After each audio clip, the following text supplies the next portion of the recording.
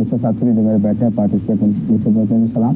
بات یہ ہے کہ یہ جو کانسٹیٹیوشن کورٹ کی بات آپ کر رہے تھے تو مولانا صاحب نے نیشنل اسمبلی میں اپنی اسپیچ میں کہا تھا اور کہا تھا کہ اس کو بڑھنا چاہیے, اور اس سے قبل میں سمجھتا ہوں کہ یہ چیز ابھی تک آئی نہیں تھی. ان کے کہنے کے بعد پھر آپ کی شاید اسد صاحب وہاں موجود ہوں گے اور مولانا صاحب کو اس کمیٹی کا ممبر بھی بنا دیا گیا تھا, اور انہوں نے کہا تھا اپنا آئیڈیا جو ہے اس کمیٹی میں لے جائیں. لیکن جب ہم نے سلسلہ شروع کیا مذاکرات کا حکومت کے ساتھ تو ہمیں پہلے تو کچھ دن یہ پتہ ہی نہیں تھا کہ اس میں ہے کیا. حکومت ہمیں کچھ اور بتاتی تھی, جو ساتھی آتے تھے بس ہمارے ساتھ تعاون کرو ہمارے ساتھ تعاون کرو, سمجھ میں نہیں آ رہا تھا کہ چاہتے کیا ہے اور تعاون کیا ہو. تو اس سلسلے میں کئی دفعہ ہم نے احسان صاحب سے بھی مشاورت کی, اس میں جو بھی ہماری مشاورت میں رہے ہیں.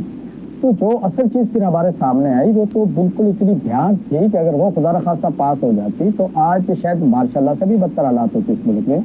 میں سولین مارشل لا نہیں کہتا بلکہ مارشل لا سے بھی بدتر حالات ہوتے ہیں. میرے پی ٹی آئی کے تمام دوستوں کو اس بات کا پتہ ہے. اس میں جناب آرمی کورٹ تھے, اس میں جناب یہ بھی تھا کہ وہ آپ کے سپریم کورٹ کے جو ڈیسیژن ہیں وہ ان کو بھی اپنا پارلیمنٹ کے ذریعے وہ تو نہیں ہوا نا سر. ججوں کی دیکھیے میری بات, ججوں کی عمر بڑھانے کا تھا اور ججوں کے ٹرانسفر کا تھا ہائی کورٹ کے.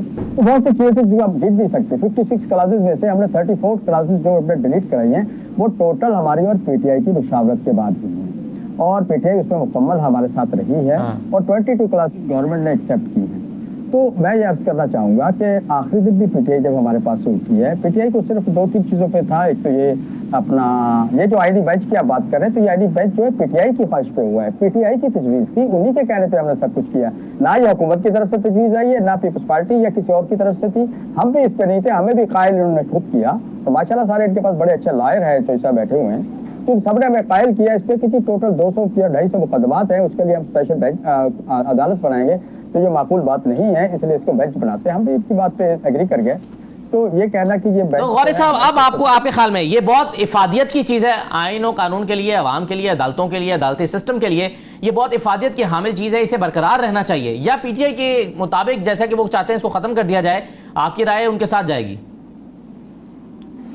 دیکھیے میرے دوستوں نے بیٹھ کے ہمارے ساتھ سارا کچھ کیا. ہم نے اتنے دیر جو محنت کی ہے اس کو جو ٹھیک کیا ہے اس پوری ترمیم کو, تو اس کا مقصد یہی تھا کہ ہم اس کو عوام کے لیے ایک ترمیم کرنے جا رہے ہیں تو عوام کو قابل قبول ہو, اور اس پہ سب نے پھر ہم نے ووٹ دیا. یہ پی ٹی آئی کے دوست جو اپنے بانی تحریک سے مل کے آئے تھے, بانی پارٹی سے, تو انہوں نے بھی آ کے ہمیں یہ کہا کہ ہم صرف اس لیے ووٹ نہیں کریں گے, احتجاجاً ووٹ نہیں کریں گے. اور یہ میڈیا پہ بھی چیز موجود ہے, مولانا کے گھر کے بعد پریس کانفرنس ہوئی تھی بیرسٹر گوہر اور مولانا صاحب کی, جس میں انہوں نے فرمایا تھا کہ بیرسٹر گوہر صاحب نے کہ ہمیں اس پہ ہم مولانا صاحب کے ساتھ تھے اور مولانا صاحب کے ساتھ مل کے ہم نے پوری ترمیم مکمل کی ہے.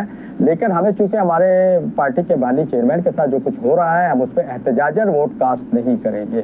اس وقت تک تو یہ تھا, لیکن آج کیا ہے بالکل صحیح ہے یہ بات کو کالعدم قرار دینے کا. دوسرا مطالبہ آپ مانتے ہیں مینڈیٹ کی واپسی, یعنی ٹرائبونلز اپنا کام تو کریں, اور اگر ان کا فورنزک آڈٹ یہ کہتا ہے کہ یہی ہے جو نتیجہ 47 کے مطابق آیا ہے, یہی نتیجہ صحیح ہے, تو پی ٹی آئی اس کو ایکسیپٹ کرے گی. لیکن یہ پروسیس چلے تو صحیح, تو مینڈیٹ کی واپسی کا جو پروسیس ہے یہ ڈیمانڈ آپ مانتے ہیں پی ٹی آئی کی؟ دیکھیے اگر مینڈیٹ کی واپسی کی بات کریں گے تو میں کہوں گا کے پی کے میں میرا مینڈیٹ تھا وہ چوری ہوا ہے, بلوچستان میں میرا مینڈیٹ تھا وہ چوری ہوا ہے, سندھ کی بہت سی سیٹیں میں آپ کو گنتی کروا سکتا ہوں جہاں میری جیتی ہوئی سیٹیں 45 فارم میرے پاس سے وہ چوری ہوا ہے. اس طرح تو مسائل نہیں ہوں گے. ہاں البتہ یہ ہو سکتا ہے, میں نے اسی لیے کہا کہ کوئی بھی تحریک چلانے سے پہلے ساتھیوں سے مشاورت ہو جاتی تو اچھا ہو سکتا ہے ہم ان کے ساتھ کھڑے ہوتے کہ اس کو ہم نئے انتخابات کی طرف لے جا سکتے ہیں کہ صاف اور شفاف انتخابات کرا جائے, اور جو نیا مینڈیٹ آئے جو حقیقت عوامی اور جمہوری مینڈیٹ ہو, عوام کے منتخب کرنا ہو, چاہے وہ پی ٹی آئی ہے, جے یو آئے, کوئی بھی آئے. لیکن اب صرف ایک پارٹی اگر یہ کہے, میں اس پہ ان پہ کوئی تنقید نہیں کر رہا, کہ یہ کہیں کہ ہمارا مینڈیٹ چوری ہوا تو ہمارا بھی تو مینڈیٹ چوری ہوا ہے, تو پھر یہ مسائل حل نہیں ہوں گے. ہم آپس میں اگر ٹکرائیں گے تو پھر حکومت کو یہی چاہیے. تو ہم تو یہ چاہتے ہیں کہ ایسے مسائل نہ پیدا ہو جس سے حکومت کو فائدہ ہو, بلکہ ایسے مسائل ہونے چاہیے جس کی وجہ سے ہم پوری قوم کو فائدہ ہو. اور جس طرح کی 26ویں ترمیم میں ایک پارٹی یہ سمجھ رہی تھی کہ قاضی فاضل عیسیٰ صاحب جائیں گے تو حکومت گر جائے گی, دوسری پارٹی یہ سمجھتی تھی کہ قاضی فاضل عیسیٰ رہیں گے تو ہم سارے ٹانگے جائیں گے. یہ میں سمجھتا ہوں یہ ذاتیات کی بنیاد پہ جو سارا کچھ ہوتا ہے یہ نہیں ہونا چاہیے. اس سے پہلے ثاقب نثار اور کھوسا صاحب نے جو کچھ کیا وہ کسی چھپا ہوا تو نہیں ہے. تو ہمیں عدالتوں کو غیر متنازع رکھنا چاہیے, اپنی پسند ناپسند عدالتوں پہ نہیں ڈالنی چاہیے, اور یہ ہمارا پہلے دن سے موقف رہا ہے. باقی پھر میں دوبارہ وہی بات کروں گا کہ 26ویں ترمیم ہم نے اس کو ووٹ بھی کاسٹ کیا ہے, اور ہم ان کی بہترین ٹیم تھی, سارے وکلاء کی گوچ صاحب اس میں نہیں تھے, ساری ٹیم جو ہمارے ساتھ رہی ہے, علی ظفر صاحب بھی رہے, دیگر سارے حضرات رہے, ایون کہ آخری میٹنگ میں تو احمد علی خان صاحب بھی تھے. तो ये सब हजरात के होते हुए हमने सारा कुछ फाइनल किया है। और मैं समझता हूँ, देखें, जब आप किसी के साथ बैठते हैं वो उसके साथ बैठ के नेगोशिएट करते हैं, तो अगर 56 में से 34 क्लासें हमने डिलीट कराई है तो 2 तो उनकी भी तो माननी पड़ेगी या नहीं माननी पड़ेगी।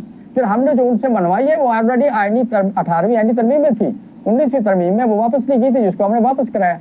तो ये तो कल पीटीआई की हुकूमत होगी तो ये उसको भी इस्तेमाल कर सकते। तो ये तो ऐसी बात नहीं है कि सिर्फ किसी एक पार्टी के लिए हुई है, तो सबके लिए हुई है। तो मैं समझता हूँ इस तरह दोस्तों को नहीं सोचना चाहिए। हाँ ठीक है, इस वक्त इनको नुकसान अगर पहुंच रहा है तो मैं तो समझता हूँ सबसे बड़ा नुकसान तो इनको फौजी अदालत से पहुंच रहा था, और अल्लाह का करम है वो अगर हो जाती, जैसे ये खुद कह रहे हैं कि 11 आदमी इनके पास नहीं थे, हमें खुद बताया था, हमें इन्होंने खुद 11 आदमियों के नाम तक दिए थे जो इनके आदमी उनके पास थे, और फिर उनको 11 आदमी वहाँ पार्लियामेंट के किस कमरे में बैठे थे ये भी इनको पता था।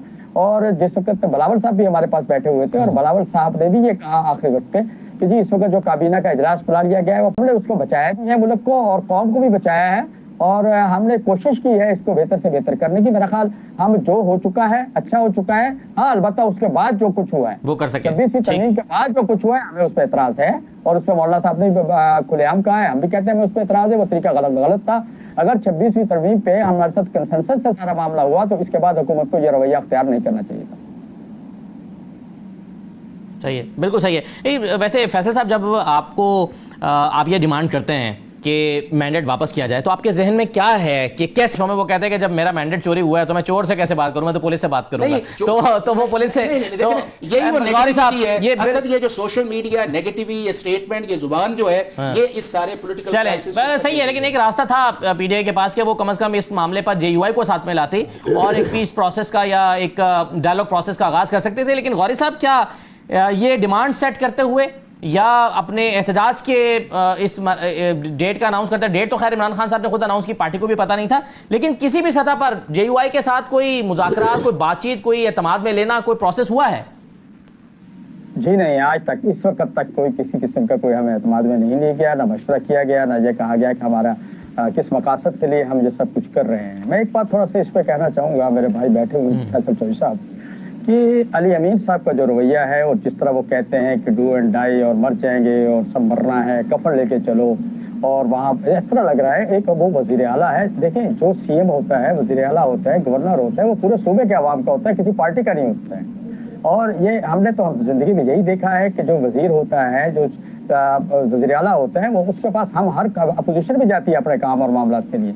लेकिन अली अमीर साहब का रवैया, जब पार्टी इतनी बड़ी पार्टी है और इतनी बड़ी क़यादत है आपके पास, हमारे तो मुलाकातें रही हैं और बड़े बड़े ज़हीद और समझदार फैसल साहब जैसे लोग बैठे हुए हैं उसमें, तो फिर अली अमीर तो वज़ीर आला रहना चाहिए। उसको इस तरह से तासर नहीं मिलना चाहिए कि एक सूबा मुल्क से बगावत कर रहा है या एक सूबा दूसरे सूबे पे या मरकज़ पे हमला आवर हो रहा है। मैं समझता हूँ ये वो बुनियादी चीज़ें हैं जिसको हमें देखना होगा। हमें अपने मुतालबात के लिए हमें जमहूरियत को दाव पे नहीं लगाना होगा, और अगर ऐसा ही होगा, जमहूरियत को हम दाव पे लगाएंगे तो फिर तो फौजी अदालतों के लिए लड़े क्यों हम लोग, फिर तो उनको आने देते। तो मैं समझता हूँ कि ये कुछ थोड़ा सा इनका भावी मुशावरत का भी फुकदान है, चूँकि खान साहब के पास जो लोग हजरात जाते हैं वो इंडिविजुअल जाते हैं और इजाज़त भी उनको टीम की नहीं होती। एक साथी जाता है, वो अपनी मर्जी की मुशावरत तो शायद देता है और दूसरा अपना, तो फिर इस तरह जो अंदर बैठा है आदमी उसको बाहर की सूरत का पूरा अंदाजा भी नहीं होता। तो इस वक्त जो सूरत पीटीआई के जो लोग हमसे राब्ते में रहे हैं वो भी मकबसे में हैं और वो भी हमसे अभी तक राब्ता करते हुए कतरा रहे हैं, और अब तक उन्होंने हमसे किसी किस्म का राब्ता नहीं किया और सूरत हाल हमसे आज तक डिस्कस नहीं हुई है। मैं समझता हूँ इस पर गौर व फौज पार्टी को करना चाहिए बैठ के, और खान साहब को सही सूरत हाल बतानी चाहिए, और पॉलिटिकल डायलॉग होने चाहिए। सियासी जमात डायलॉग के से ही चलती है, और अगर आप डायलॉग नहीं करेंगे तो रोडों पे आने से, ये सब कुछ करने से, वो पहले वाले धरने, जो पहले वाला दौर आज नहीं है हजूर, वो करना तो उस दौर में करना तो मुज़ाकरात ही पड़ेंगे। जी करना आखिर मुज़ाकरात, बड़ी से बड़ी जंग हो, बड़ी से बड़ी लड़ाई हो, आखिर मुज़ाकरात।